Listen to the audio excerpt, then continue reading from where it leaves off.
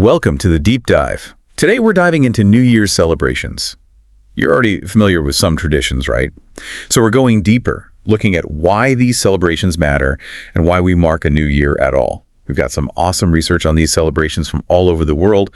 We'll be talking about their history, traditions, the symbolism, and of course, food. What's a celebration without food? Exactly. And what's fascinating is that New Year's isn't always January 1st. The idea of a new year is way older and more varied than people think. True. We've got to go back in time, way back to ancient Babylon, to understand it all. There was a festival, Akitu, over 4,000 years ago. That's before writing even existed. Yeah. Akitu was huge, 11 days of religious celebration marking the Babylonian New Year. It started with the first new moon after the vernal equinox. That's when day and night are equal, just a refresher. 11 days, that's a long party for the new year. What happened during those days? Each day had its own thing, rituals and ceremonies, but really, Akitu was about their creation myth. The god Marduk beating the sea goddess Tiamat. It was about renewal, getting rid of the old and welcoming the new. You know what's really interesting? Some people think Babylonians were the first to make resolutions for the new year. Wow. Of course, their resolutions were about pleasing the gods and ensuring a good harvest, but it's still cool that the idea of setting intentions for the year goes back that far. Makes you think, is wanting a fresh start, making new goals, just part of being human? We've been doing it for ages. It really does seem that way. Babylon wasn't alone. Egyptians, their new year was tied to the Nile flooding. Interestingly, that happened when the star Sirius rose, like a cosmic connection. Then in East Asia, their new year was all about the winter solstice, the shortest day, and then moving towards more daylight. So many cultures, but they all connect to nature and use the sky to mark new beginnings. Exactly. But things get even more interesting as we go through history. Let's talk about ancient Rome, their calendar. Believe it or not, it only had 10 months, and it started in March. No January or February. Whoa, hold on. I'm lost already. Yeah. How do we get to 12 months? Well, a king, Numa Pompilius, he added January and February. That got their calendar closer to the sun's cycle. But get this, even then, January 1st wasn't New Year's Day. That happened with Julius Caesar in 46 BC. He started the Julian calendar, what we use today, and he made January 1st the start of the year. Sounds like Caesar. Big move for a new era. But why January 1st? People think it was to honor Janus, a Roman god. He's the god of beginnings, doorways, and transitions. What's cool is Janus has two faces. One looks back to the past, the other to the future. I see it. New Year's Day isn't just new beginnings. It's about acknowledging the past, how it shapes us. Yeah, exactly. That idea is still strong today. But even after Caesar, things weren't set. Like in medieval Christian Europe, they celebrated New Year's on March 25th. It was the Feast of the Annunciation.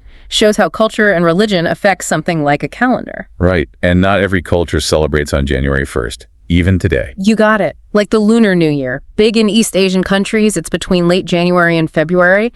It's about family, food, and traditions for good luck and prosperity in the new year. I love those celebrations, so lively and full of energy. They are.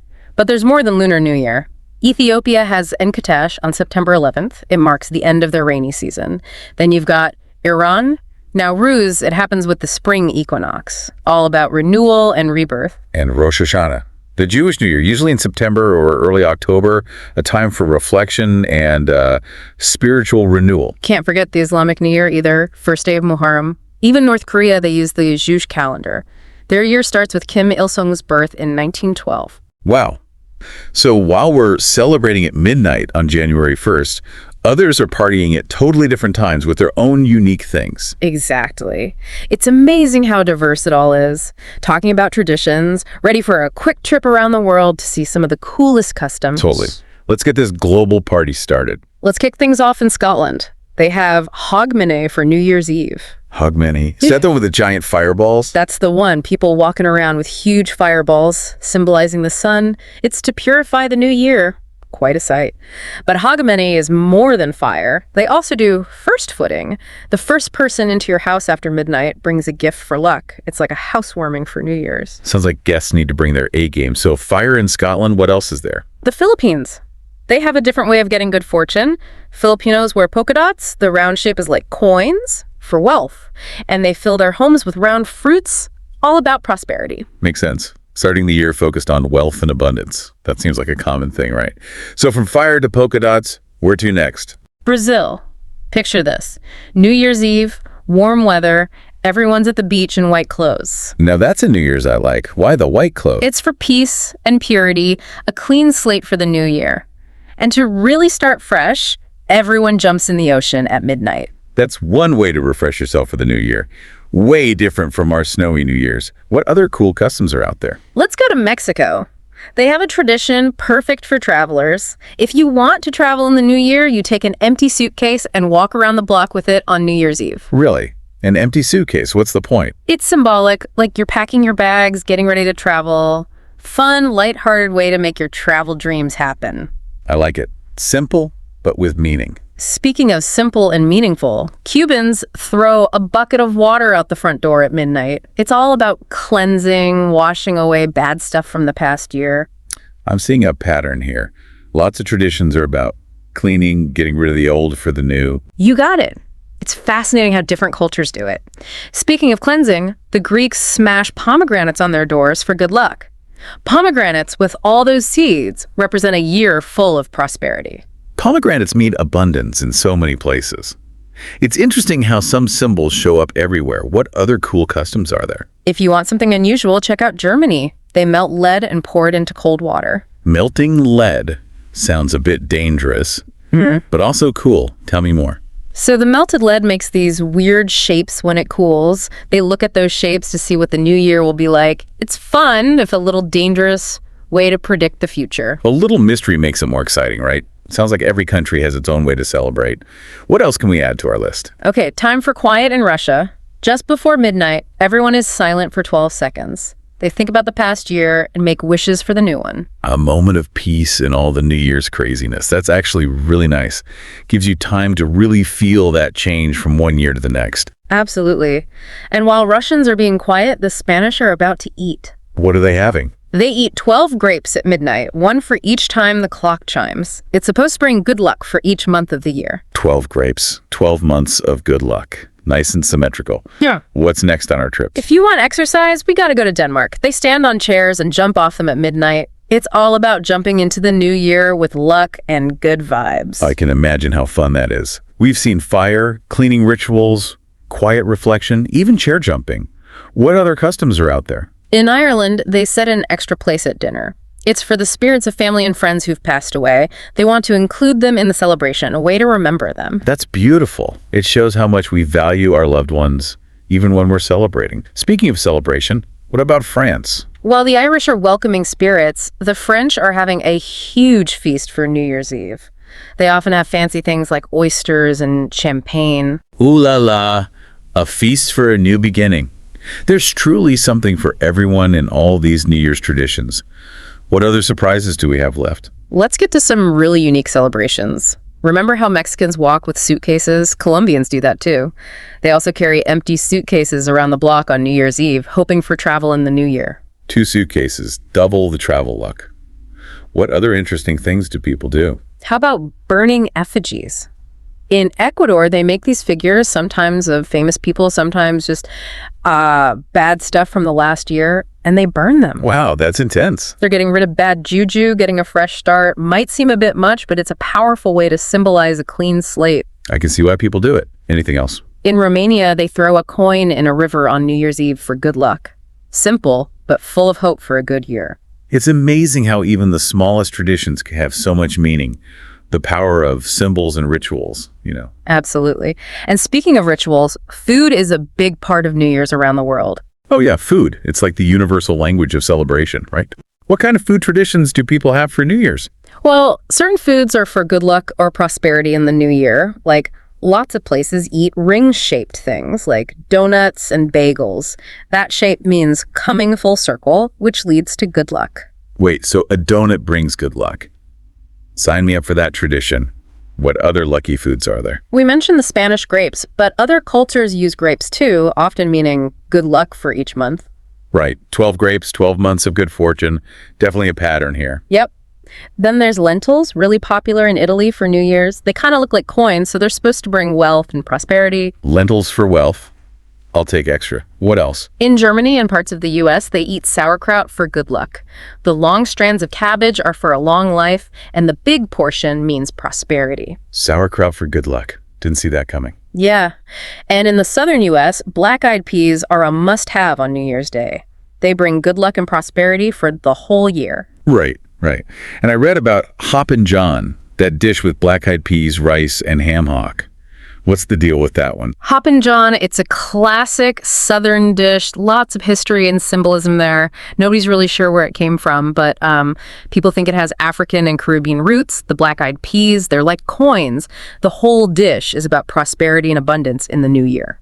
So it's not just about the black-eyed peas, it's the whole dish, the meaning behind it. Exactly. And speaking of unique food traditions, we got to talk about Ugadi Pachadi. Okay, that sounds interesting. Ugadi Pachadi, what is it? It's a special dish in South India. It's made with 6 different flavors: sweet, sour, bitter, spicy, salty, and tangy. Get this. The flavor you taste the most tells you what your year will be like. Whoa, your taste buds can predict your future. Tell me more. It's a cool tradition that shows how important food is for New Year's. Those 6 flavors represent different experiences in life, good and bad, happy and sad. By putting them all together, it reminds us that life is a mix of everything. Each flavor makes life richer, and that flavor you taste the most. It's like a peek into your future, a year of sweetness, maybe spice, maybe a bit of bitterness. I love how food isn't just food. It's about our culture, what we believe in, and even our hopes for the future. You got it. And we can't forget Switzerland. They have a tradition that's a little messy. All right, I'm listening. What do? They drop whipped cream on the floor. They what? Whipped cream on the floor. I'm very confused, but also intrigued. So the whipped cream, it's all about the good stuff coming in the new year, abundance and all that. And here's the thing. They just leave it there. Not your usual tradition, for sure. Whipped cream chaos. Just goes to show New Year's traditions are about expecting the unexpected. They are. And with all the differences we've seen, from fireballs in Scotland to whipped cream in Switzerland, there are some things that connect New Year's celebrations all over the world. Yeah, I want to hear about that. It's amazing that all these different customs could have some of the same ideas behind them. What are the main themes you've seen? Well, the biggest one is new beginnings. Every culture sees New Year's Eve as a time for a fresh start, setting goals for the year ahead. This desire for a clean slate is often shown with a baby for the new year and an old man for the past year. Powerful image. Makes sense, right? Closing one chapter and starting a new one. Exactly. It's a chance to let go of all the bad stuff from the past and embrace the possibilities ahead. It reminds us that we can create our own future. Absolutely. And the new year, with its whole fresh start vibe, is the perfect time to feel that hope. Another big theme is wanting good luck and prosperity in the new year. We see it in the food, the clothes, and the things people do. Yeah, like those grapes in Spain, or the round fruits in the Philippines. It's wild how different cultures can want the same thing, but show it in totally different ways. It is. It's about starting off positive, hoping for good things to come our way. And we can't forget how much fun a lot of these traditions are. Who wouldn't love stuffing their face with grapes or jumping off a chair at midnight? True. It's not all just superstition. It's about having fun and celebrating a fresh start. But back to traditions, there's another theme we talked about: warding off bad spirits. We've seen so many ways to do it: making noise, throwing things, burning those effigies. Why do you think that idea is so common in New Year's celebrations everywhere? I think it's about those basic instincts we have, that fear of what we don't know and wanting to protect ourselves. You know, the new year, it's full of change and uncertainty. That can make people anxious about the future. These traditions, even if we don't believe in them literally, they give us a sense of control. Like, we can banish any bad vibes before they even start. So it's like attacking bad luck before it attacks us. New year, new me, and no negativity allowed. Exactly. Whether it's fireworks or throwing dishes, it's like we're taking charge, making things safe before we jump into the unknown. It's a good reminder that even with challenges and uncertainty, we can overcome them. And speaking of overcoming things, there's one more theme: reflection and remembering. It seems like in all the partying and rituals, a lot of cultures also take time to think about the past year, remembering those who aren't with us anymore, and just acknowledging that time has passed. Absolutely. I think it's our way of needing closure, making sense of what we've been through and honoring people and events that have shaped us. It reminds us that we're not just floating through time alone. We're part of something bigger, a whole story of experiences. It connects us to our past, present, and future. And New Year's, with all the celebrating and reflecting, it's the perfect time to think about that story. That's a great way to put it. It's a time to be thankful for how far we've come, learn from the past, and set our sights on what's next. And even though the world is so big and different, we all share these human experiences. Those desires connect us across cultures and time. Such a great message to take with us into the new year. It shows that even with our differences, we're all part of the same story. We all want happiness, meaning, connection. Exactly. We may celebrate differently, but those feelings, the hopes, the worries, the need for a fresh start, that's what makes us human. I love that. Speaking of good things, you were going to share your idea for a new New Year's tradition, right? I'm curious to hear it. Oh, yeah.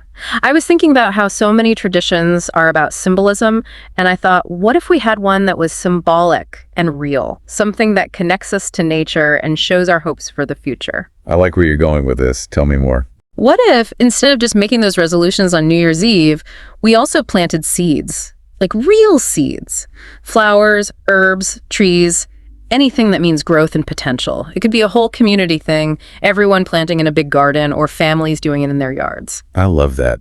It's like a picture of new beginnings, nurturing those hopes for the future. And as those seeds grow throughout the year, they remind us of what we wanted to achieve and the potential we all have. Exactly. And while we're planting the seeds in the ground, we could also share our dreams for the year. It's like planting our hopes right alongside those seeds. It makes the tradition even more meaningful, a personal and shared act of making a better future. Right. And it connects us to nature, reminding us that we're part of something bigger and our actions matter. I think you've come up with a really great tradition. It's simple but deep, and anyone can connect with it.